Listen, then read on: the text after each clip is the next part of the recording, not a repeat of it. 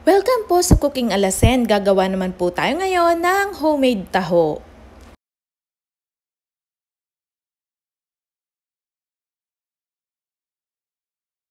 Gagamit po tayo ng 3 cups ng soy milk,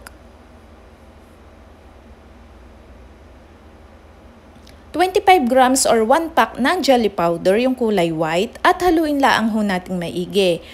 At isasalang ho natin sa kalan ng medium heat. Bago ho kumulo ay papatayin natin ang apoy at isasalin na natin sa ating mga prepared na lalagyan. At kapag lumamig na ho yung ating taho ay garni na ho ang kanyang kalalabasan.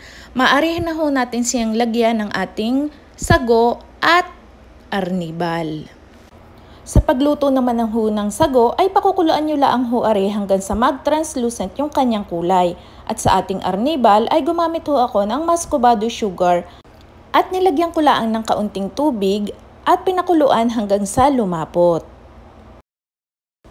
Napakadali laang na rin gawin at sa magtatanong kung saan nakakabili ng soy milk ay marami niyan sa mga grocery store or pwede rin kayong gumamit yung nakabote na Vitamilk. Maraming salamat po sa panunood. Follow for more budget-friendly recipe.